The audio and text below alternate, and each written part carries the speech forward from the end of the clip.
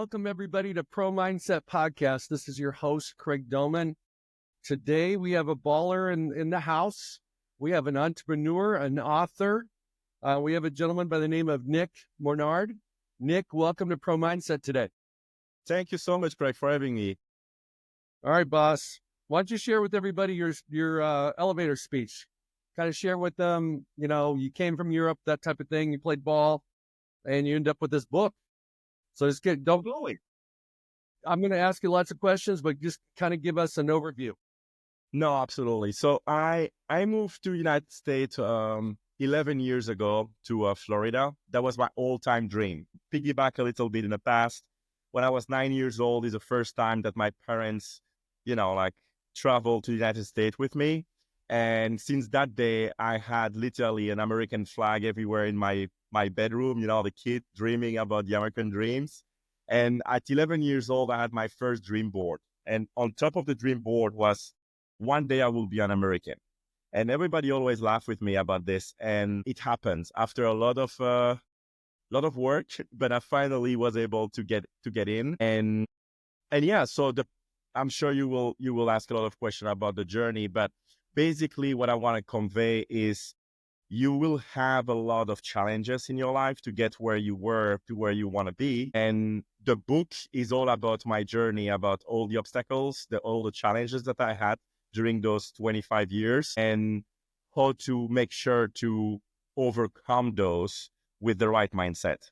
And so by sharing my story with a lot of people when I moved to the US, without knowing a word of English, without knowing no one 11 years ago, I decided to write a book because I became a mentor just because people asked me to talk to them and to improve their mindset.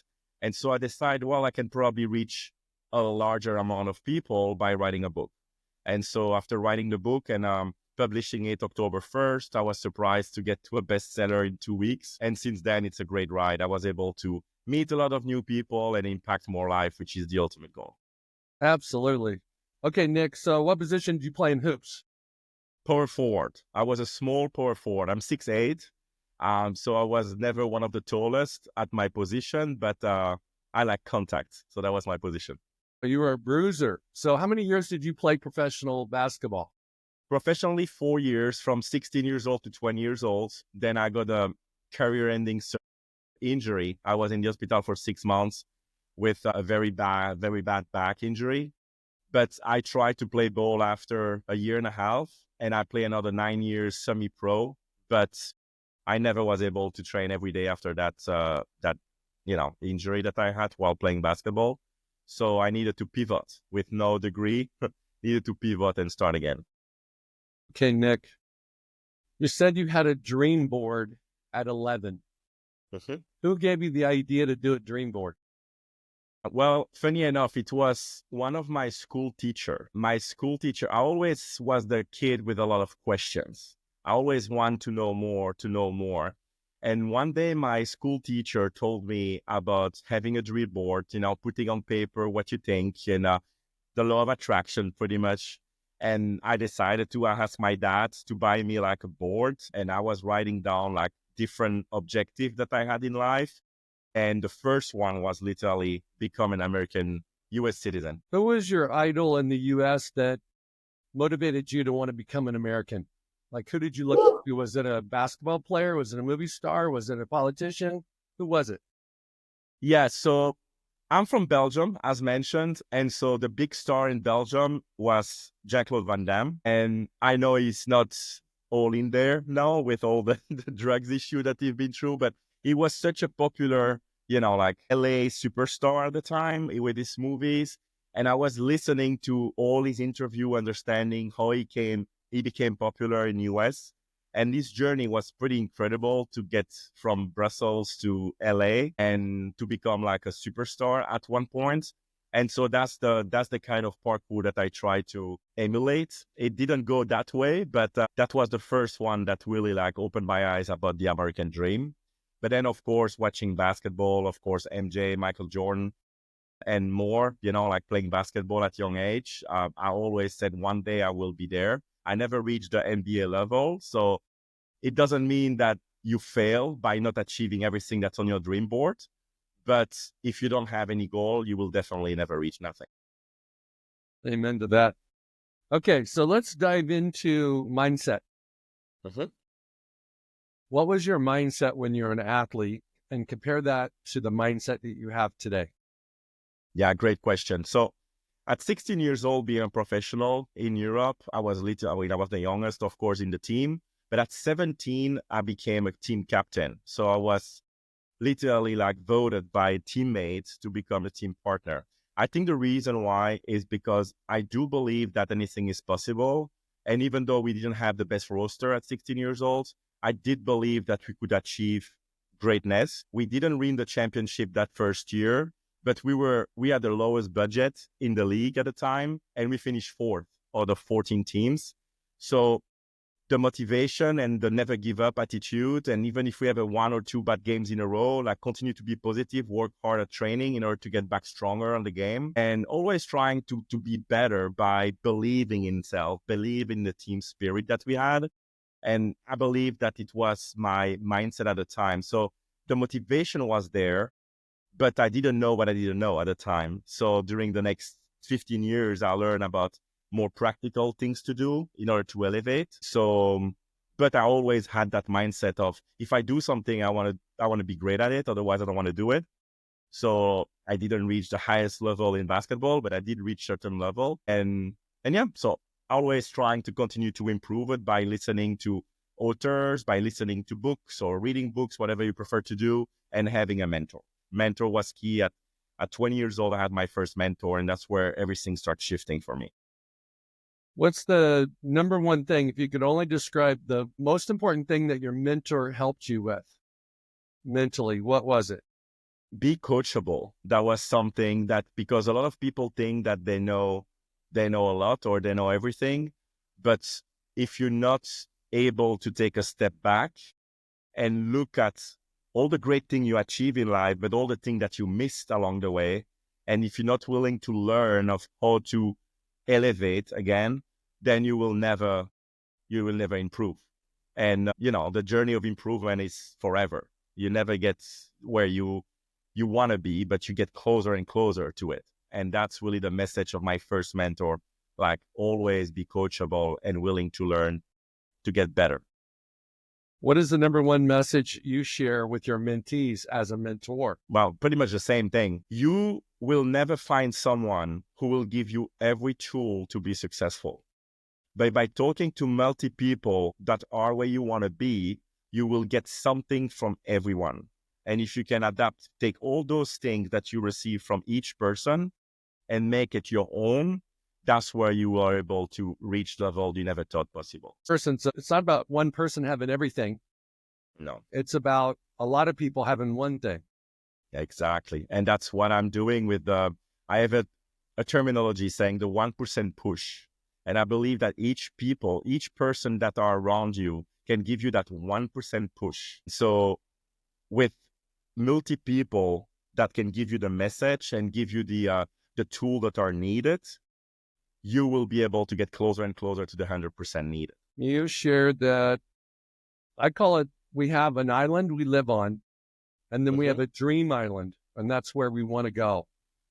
And there's always a gap. There's always water, that you have to navigate to get from where you're at to where you want to go.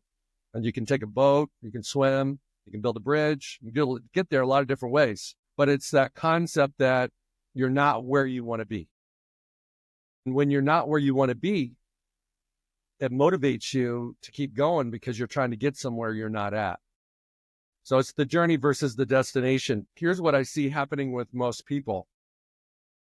The bigger the dream, sometimes the bigger the disappointment, the bigger the failure. And they've got a choice, and sometimes it's easier to quit or change their dream. How do you coach people through big time adversities? Yeah. So great question again. I think that what I mentioned already about taking a step back is huge, because in your search for, whatever goal you have, you will have adversities, you will have challenges. But if you're not ready for those, that's where you will quit a lot faster.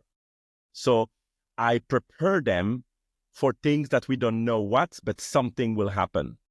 And I prepared them to take a step back, breathe, smile, look back at everything you achieved from where you were to where you are today, and embrace the challenges, because it will make you better for whatever is next challenges in front of you to reach what you want to reach. So my big takeaway, and something I always try to understand in people, is like, are you ready for what you are not expecting? And if you're ready for that, anything can happen. You will never give up. And my story, by coming to the United States, the first 3 years were awful, like awful. I didn't know nothing. I didn't know the language. And people in my ear, back home, my dad, my close friends, come back home. You have everything you need in Belgium. Come back home. And I refused it. I'm like, I made it in Belgium. I will make it in the United States. It will take me time. It will happen. And I'm not where I want to be, but I'm a lot further than where I thought I would be after 11 years. And that's the beauty of life. You always have something more to achieve. And I think if you can share that message to people around you, you will reach a lot more than what you thought first. How do you get ready for the unexpected? When we all have dreams, we may have to increase our capabilities. We may have to get more education, may need to get more experience, may need to get bigger, faster, stronger, those type of things if you're an athlete.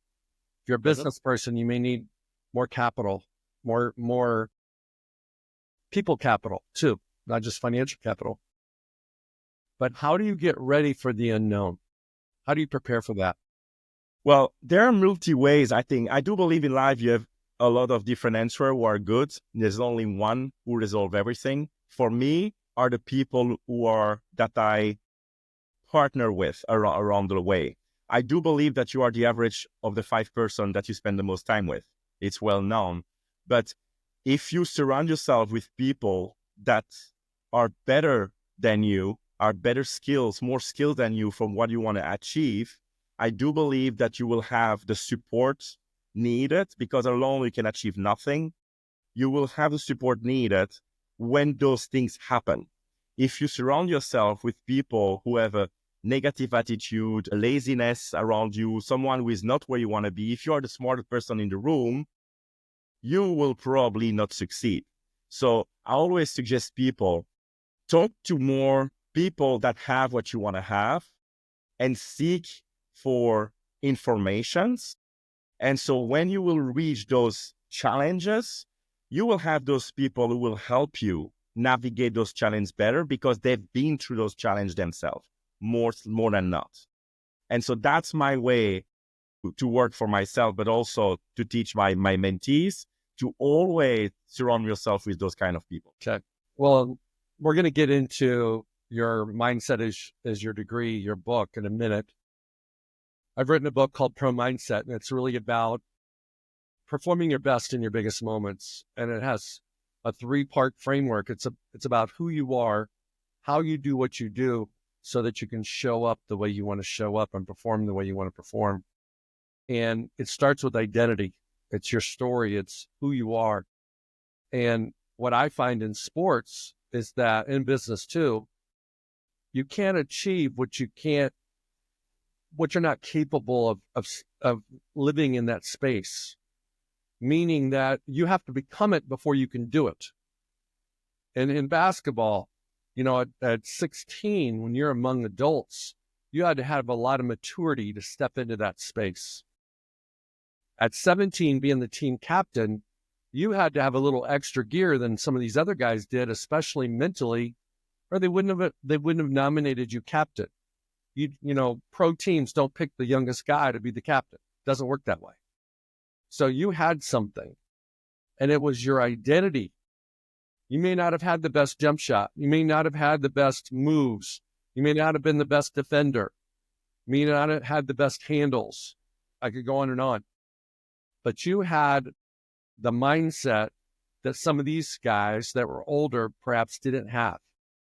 What is the mindset you had at 17 that was in your identity? It was who you were, that allowed you to just be you, and they elected you captain of your team. Yeah, so what I do believe is I love people, and I want to learn about their story, even from the young age. Did believe that I played a role. Why? When you get beginning of the season during the training camp, I learn about my peers. I ask them questions. I'm interested to learn about them, and I'm genuinely interested to learn. And so I always have one-on-ones. It's not only in business that you have that. In sport, is the same. And I was a young guy, but I was hungry. I wanted to do great, but in sports, the only way to do great in basketball is to be great as a teammate, you know? So I try to be close to each and every one of them. I try to understand their story. I try to understand what inspired them, what are they why, like Simon Sinek, like start with why. So it's very important for me to understand that. So when they are down, they're down, like you said, first half, the shoot doesn't go. And you see the heads hanging and stuff like that. You see that every game. You watch college, you watch NBA, every game you see even the top players like that. I go to them and I shake them and I'm like, remember what you shared with me about your why. Don't give up. Second half is another story. We cannot change the past. We can change the future. Come on, let's go. Like a little pep talk that will motivate them to get back. And I did that during the whole preseason leading to the first game of the season. And that's where they name, the coaching staff do the voting to name the captain. And I do believe that all those steps made people trust me to be the person who can change a negative situation into a positive one. And you're right. I was definitely not the best player of the team. I was not the most athletic neither. But I was the guy that always believed that we could achieve it. We could beat that team that nobody believed that we could. Things of that nature. You were the positive influence in the locker room. You gave guys hope, and you were like an echo for your teammates in the sense that when they were down, you were that echo that shared with them. This is what you told me. This is why you're doing what you're doing to feed your family or get to the NBA or whatever it might be. And sometimes when people are struggling, they just need to be reminded of what their purpose is and what their dream is. And when you were in that role, that's what you did. It is 100% what I did. And because nothing special, it's just be the voice of and the positivity, yes, in the team and the belief factor that, yes, we can. And if we don't, well, we learn, like no failure. We just learn. And now if we don't work towards improving it, that's another problem. But yeah, the positive attitude. I always remember that the movie Any Given Sunday with, Al Pacino going in the locker room at halftime. That's one of the most powerful 5 minutes in cinema for me, but I love that. Yeah, it doesn't go through the X and O's. It goes to the mental. And then they come out, they come in the locker room like nothing will happen. I cannot wait for this game to be over. We lost. And then to come back on the field and a totally different attitude. Being an NFL agent for 30 plus years, I can tell you that the mindset is what carries guys, past their point of frustrations and disappointments. And when teams draft people to take their place and they don't give them a fair opportunity to play and take the reps away and all the things that happen in professional sports, the only thing that can sustain them, it's like the fuel, is that positive belief that I'm going to do it no matter what.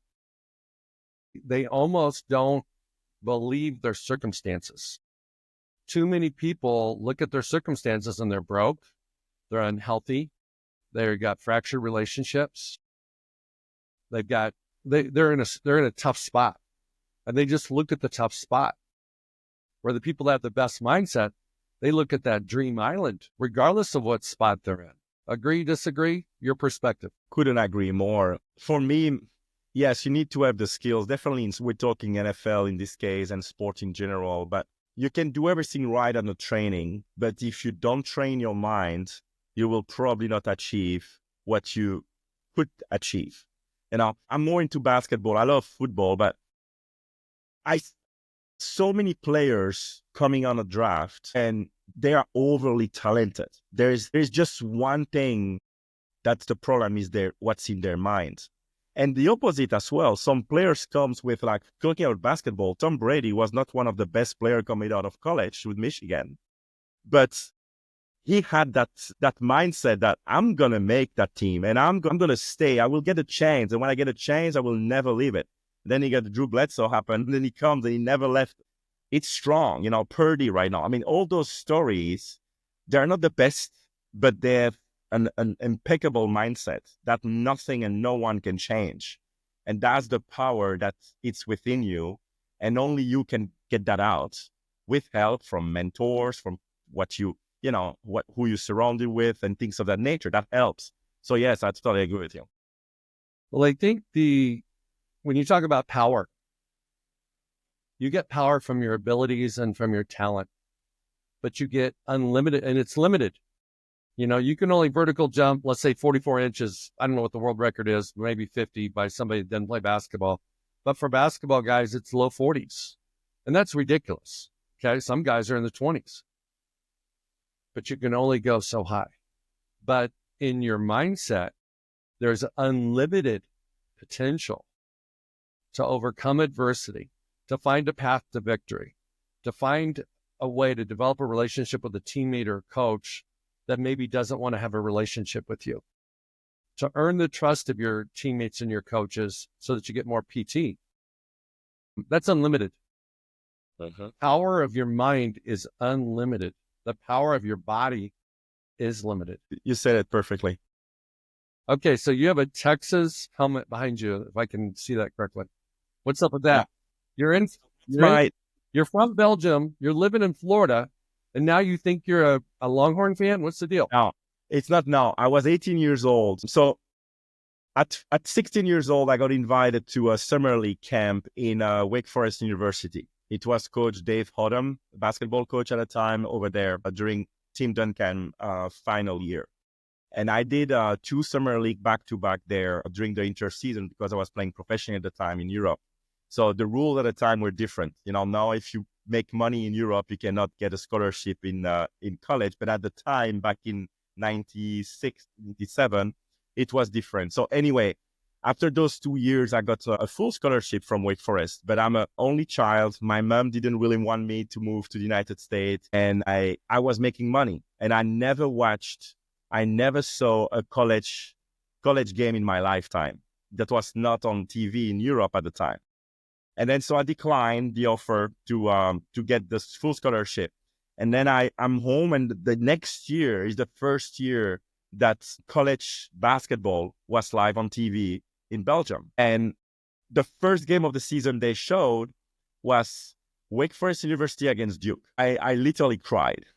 I was looking at 18,000 plus people. I played in front of 1,000, 1,500 people on Saturday. The atmosphere, and I'm like, I said no to that because I had no idea that it was, for me, it's school and you play, so. And the second game was Texas playing.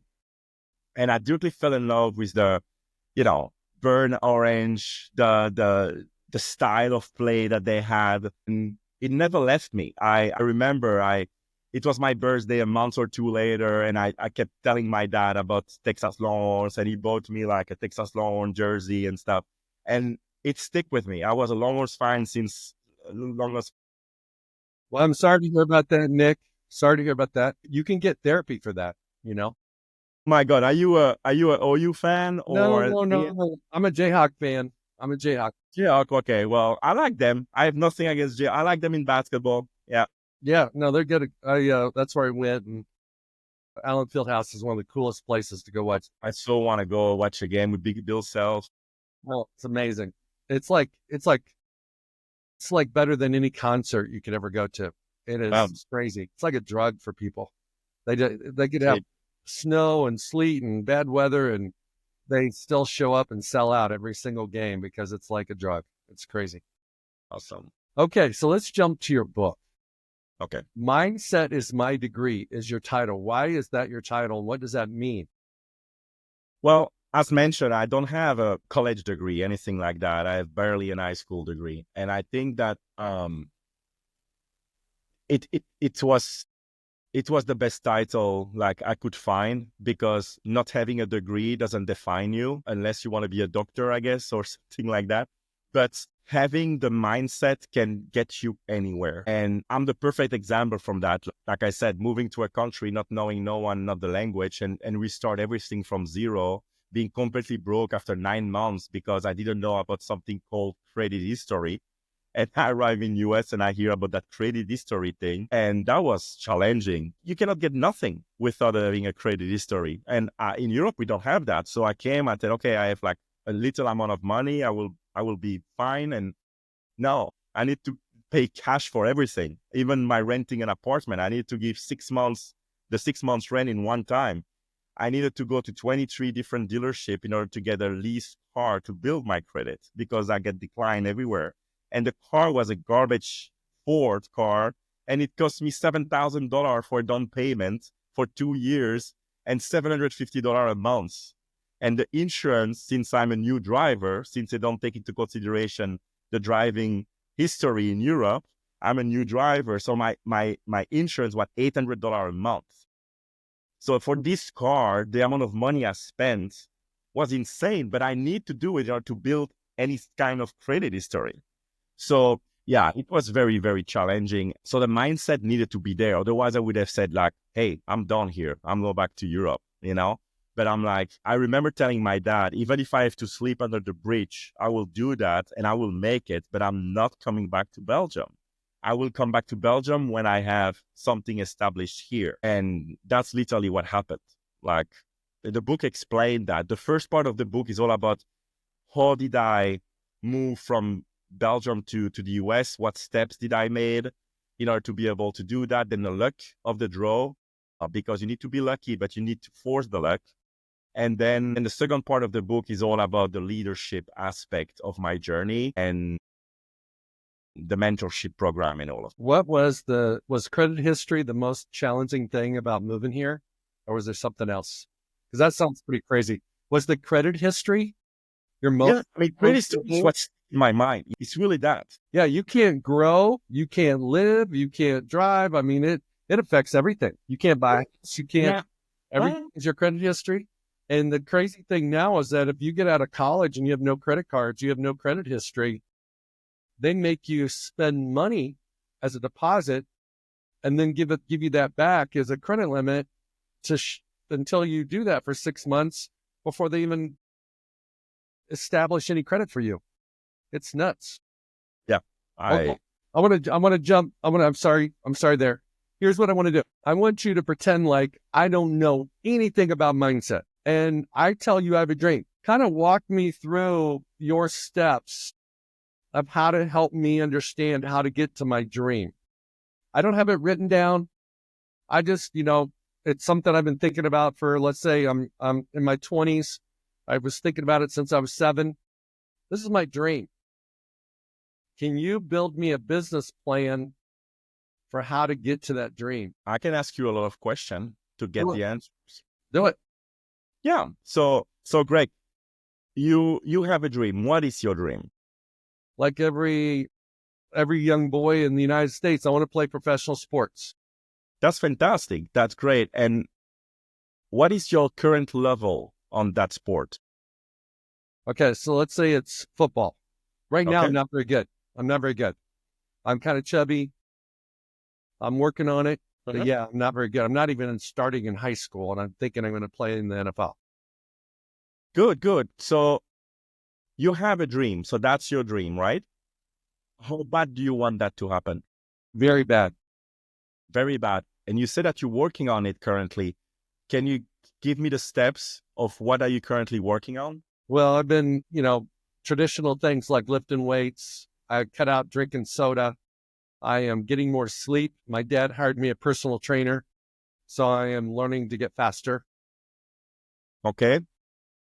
Do you feel like it's helping you get somewhere within your team, in high school team? You said that you're not starting yet. How long did you start this process? Let's just say I started the last couple of years and I'm getting a lot better, but my coach doesn't see me. He sees me as the kid that showed up the first day in high school, that didn't know much about the game and was overweight. and kind of slow and couldn't chew bubble gum and walk at the same time. Okay. How are your teammates seeing you? Same as the coach, or they see you? They see you. They see me. They see me because we play pickup games in the off season. They see me. The coaches don't see me. Okay. Did you have a chance to have a conversation with the coach? I haven't had a conversation with the coach. Why? Coach is mean.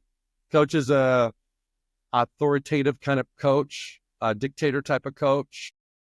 It's his way or the highway. Doesn't want to have a conversation.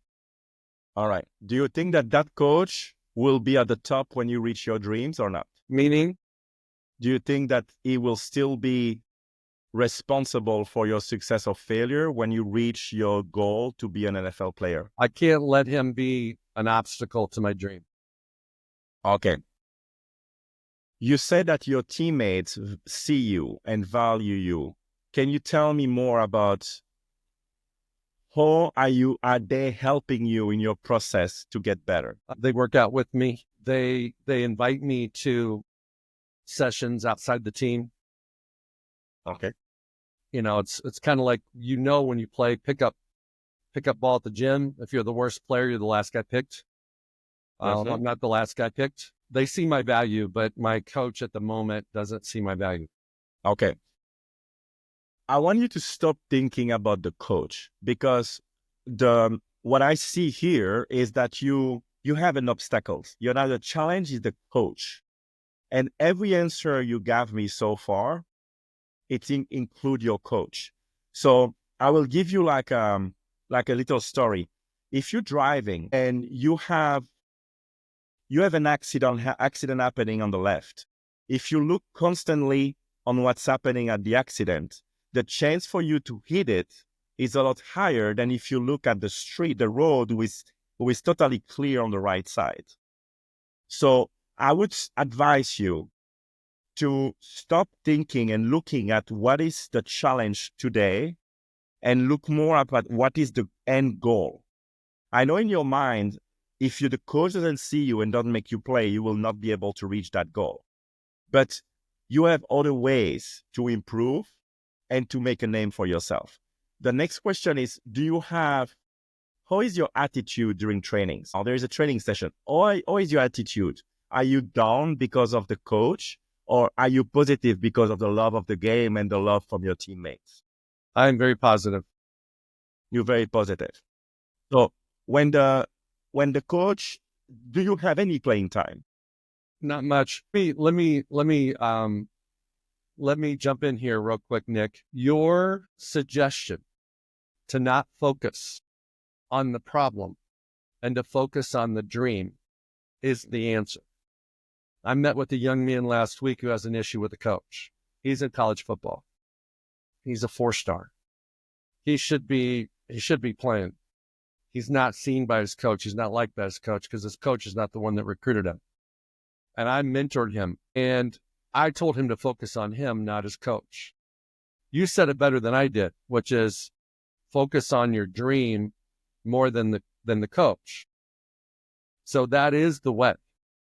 That is the way, is when they have goals and dreams, and they focus on the adversity, and they focus on the challenges, and they focus on their problems, and they focus on the people that are in between them and their dream, you'll never get to your dream. And I talked to this young man a couple days after I initially talked to him, and the coach said a condescending comment to him again.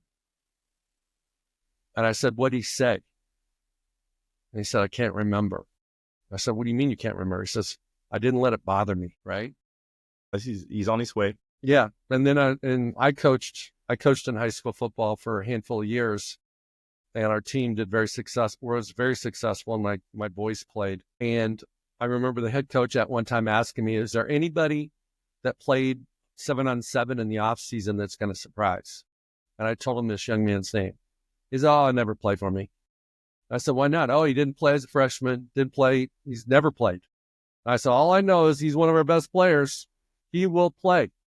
So we started fall camp, and by the end of fall camp, he wouldn't give the kid 2 looks, but by the end of fall camp, he was a starter. and he led our team in interceptions. And he had a fantastic senior season because that coach finally saw that kid. And I think that I'm the one that opened the door, cracked just a little bit for the kid to tell the coach, hey, this guy's got something. Maybe you might want to take a second look at him. So what happens a lot of times when we have adversity and we're focusing on the adversity, we're giving up our power to that coach. And we just focus on our mission, our assignment, our game plan, our practice, all those things. Somebody else will intercede and say to the coach, maybe a team captain, maybe a senior leader, and maybe another coach that says, hey, coach, so-and-so is looking pretty good. So the answer that you gave is the correct answer, because it is stop focusing on your problems. Yep. Yeah, 100%. And the problem is when you talk to anyone, as simple as how was your day, people who start with all the issues, they will keep having those. I truly believe so. And when you say, well, it was not the best, but here was very good. I love to hear that kind of answer. So I don't have kids, but I have a lot of, circle of friends. And every time they start with something that it's all about negativity, I'm like, did you hear yourself? So yeah, I agree. I mean, it's all in there. I'm truly a believer of that. So when you coach and mentor people, what is a cornerstone of your whole system, your whole framework? What is the cornerstone? So all the people I mentored are small business owner leaders. And so they always come up with, they are at a certain level where they are not able to pass that, to go above where they currently are, or they cannot get, for the leadership aspect, they cannot get to certain people in their team, the associates or things like that. So again, the cornerstone is really like the ability to go from where they are, past the challenge and go where they want to be, and reevaluate at that time and understand do they understand what they did that changed the outcome? And once they understand that, they will be able to adapt that for the future issue they may have. When it comes to small business owners, it's more about like, I'm reaching a target, but every single month, and I can never get above that. So I see how they interact on their customer service aspects more, like how they handle clients, instead of looking at the supply chain, at the, like things like that are important. But at the end of the day, if you don't take care of who buy your product, you will reach a point that it's the limit until you just improve your customer service or the way you treat your customers. So those are the majority of my conversations. Okay. Let's jump into leadership. What is your perspective on leadership? What kind of impact does leadership make? How do you become a better leader? All those types of things. Yeah. A lot of people call themselves leaders, but I believe that the majority are not leaders, they are managers. And I have that conversation a lot, between difference between a manager and a leader. And a lot of organizations and a lot of people are managers, but they have no idea to lead. A leader is someone who, lead by example, but someone who asks a lot of questions, someone who suggests things coming from the person who has issues, meaning telling by asking is what I always said. So the accountability piece in any kind of leadership situation is huge. So if you as a leader give all the tools, all the solutions to everybody's problem, you are not doing the best for that person, for those people. You are just giving them an answer to their question, so they never think, and they can never get to a point where they will be able to piggyback and share that knowledge to other people, because it comes from me. So when I believe I know what the issue is, I ask a multitude of questions to make them say what I tried to tell them. Once they say it, I'm like, well, why don't you try that? Why don't you try what you just told me? But I drill them with multi-question to get to that point. Then what happened with the accountability piece? they will own it because that comes from them. So if I would have tell them that and they try and it fail, well, that's not me. You told me to do that. That's the managerial aspect. But if you give them the tool to actually get to the answer themselves and they try it, they will try a lot harder. They will be more persistent because it comes from them. And then you can celebrate the win and then you elevate your people instead of telling them what to do. And I think it's the biggest difference between the two. And I would never call someone or myself a leader until I can create other leaders. That's the first time I called myself a leader, is when I start creating more leaders who are able to do the same thing and even better than me.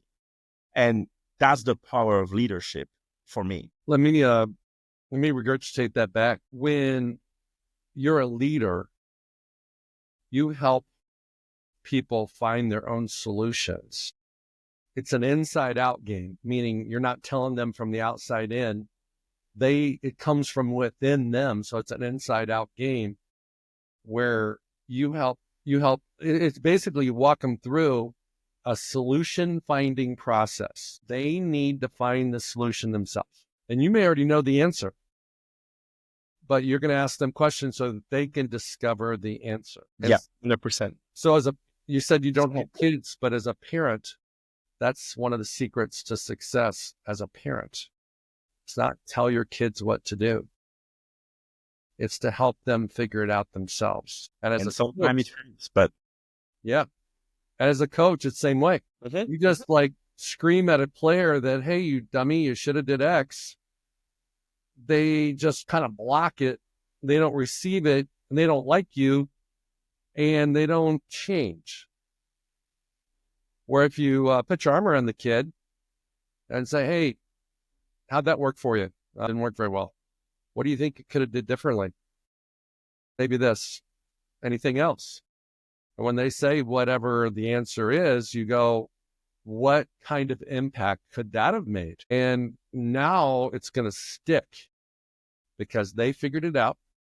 They understand the consequences and the impact of making a better decision, and you didn't tell them anything. So what's a manager? A manager is needed as well, but it's another role. I think a manager is someone, I believe, who follow the script that has been given to them, They follow the tools that's been given to them. They have a certain objective to reach weekly, monthly, yearly, whatever it is, and they stick to the step-by-step framework that is black and white on paper to reach that objective. But they are unable most of the time to think for themselves and outside the box. And it's a lot of telling instead of listening. It's not leading by example. It's telling what they should be doing because the book says so. I do believe that the manager, it's not someone that will inspire someone else. And I'm all about inspiring people or be inspired by people. I'm not going to be inspired by someone who look at all the notes and said, okay, now you do this, after this, you do this. That doesn't inspire me. So I don't think I will be able to inspire people by doing the same. But by asking a lot of questions, understanding what they really struggle with, and come up together with a solution that they can implement, I believe it's a lot more impactful. So in an organization, how do you position leaders compared to managers so that you can have the highest productivity in your organization? Like I said, everybody starts as a manager, on their journey to leadership, because we all went there. I was there as well. I think the teaching aspect of a manager, if they are coachable, still the same thing, and they're willing to get better. A manager is the first step to get to eventually to leadership and to become a leader and an influencer. But they need to be coachable and willing to go a little bit off script and to figure things themselves, fail, learn from the failure, and go from there. I think if you don't go through those steps, you will never become what you want to become. And in this aspect, it's from manager to leader. So I differentiate them usually by their actions, by their non-actions as well. And unfortunately, in corporate, I believe there are a lot more managers. They believe they are leaders, but they are really, really managers. And if you only look at results like data and things like that, you can have a long career as a manager. depending who the person on top is. If the person on top is someone who thinks like that as well, they will like you because you perform, but you're not creating a team that if you leave, everything collapses. A leader, if you are in a corporate setting, a leader leaves, the team should continue to elevate because they have the right message. They got the right message. They know what to do. With a manager on the helm, when they leave, usually everything collapses because they're waiting for what's next and they don't have someone to tell them anymore. Nick, what pops into my brain is the difference between a game manager and a game leader as a quarterback at a level, whether it's college or professional football. And a game manager stays on script and doesn't elevate. It's not the high tide that rises all boats. He just does his job. And it's like 11 players independently working separately, but together to move the ball, but they're just sticking to the script. The game leader reads the situation and makes the play that the situation calls for, takes what the defense gives them, and doesn't worry about the consequences of the coach screaming at him if he happens to make the wrong decision. And he elevates everybody. He makes everybody else better. So I don't know if those concepts apply in business, but it's like a point guard in basketball. It does. Distributor, right? You got the game managers and you got the game leaders. The game managers are not going to try to, make a tight pass on a back door that could get, deflected or cause a turnover, where the guy that's the leader will do that and torch the defense and kill their morale, kill their confidence, and change the momentum of a game. And make the other guy and reward his teammate for making the effort to make the back cut. I agree. I have a lot of names I'm not going to mention, but yeah, I can see some people that fit very well in each categories right now in my mind. But yeah, you're right. You're totally right. I believe that when we talk leadership, so, even on my own podcast, when you talk about leadership, we always say that, like, all our talk, it's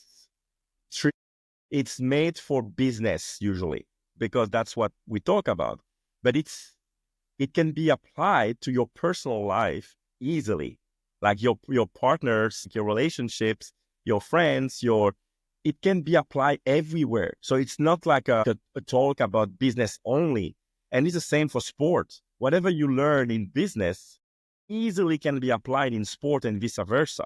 For me, it's the same, because that was my first leadership experience was really in basketball.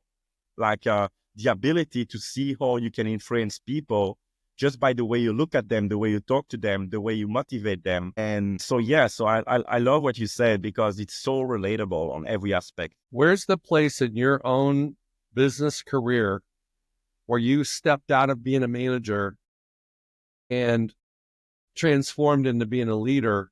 And what impact did that make on your business? Huge, great question. I was 25 years old, and I was, coming out of not playing basketball for 5 years and trying to figure out what I will do. And I started direct selling. And a lot of people are negative in Europe. I mean, same here, about direct selling industry, MLM and things like that. And I'm like, listen, if someone can make it, I will be able to do the same, because I will follow exactly what they tell me. And so at first, that's what I did. It was a company called Hamburg Mannheimer in Germany, and they are a leader in Europe for life insurance. And so I was starting to sell life insurance. Then I became to a certain level very quickly, and I was able to lead a team. And so I started having people coming, and they have a framework, very clear framework of what to do, when to do it, and things like that. And I was growing, but I was not growing as fast that I wanted to grow. And then I decided to, with help from my mentor, I had a mentor at the time, like, what if I do this? What if I do that? And she said, stop asking me, do it. We're not saving lives. And that stick to my mind. And I still use that sentence to this day when I have people who are like, stop asking me. You have idea, do it, implement them. The worst case scenario is it doesn't work. Great. You know to not do it anymore and you can tweak to something different, but dare to try.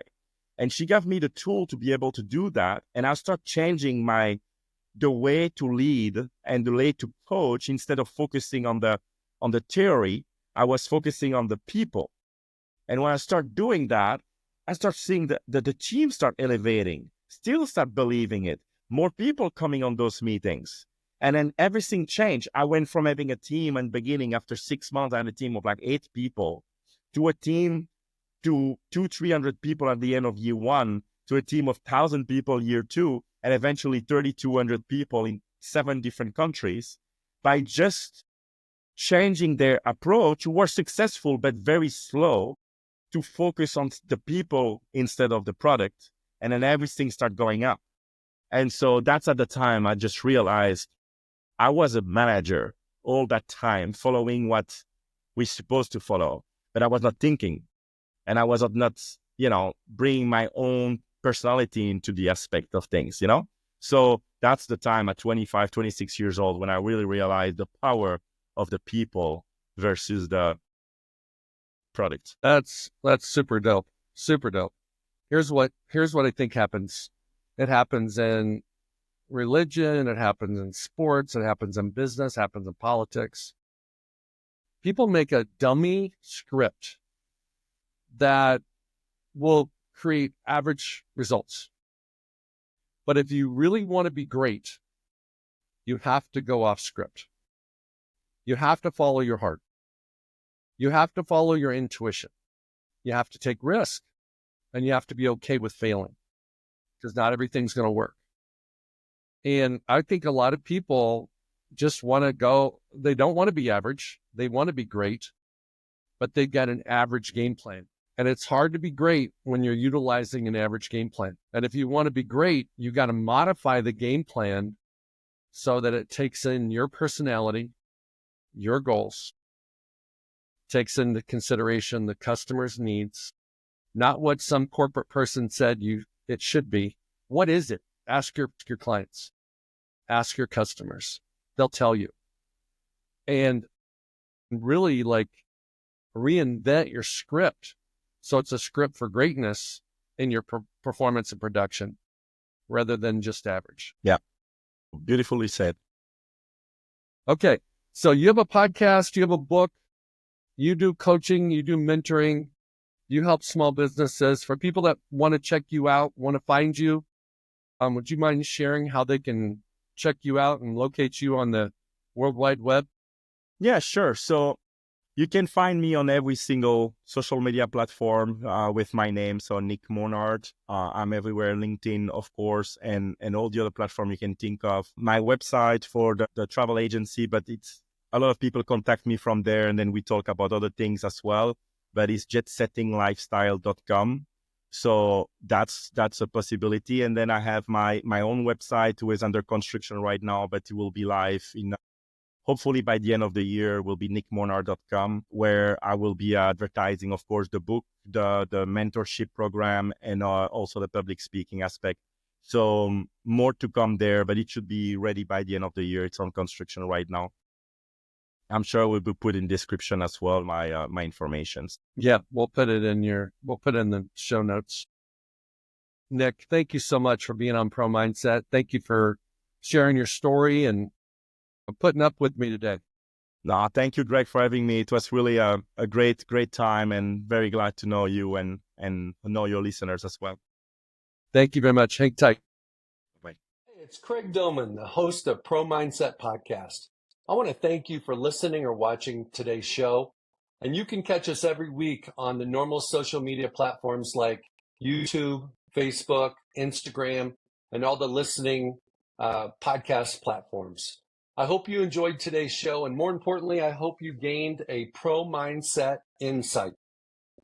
Please be sure to rate and review Pro Mindset Podcast. And I look forward to catching up with you on our next show.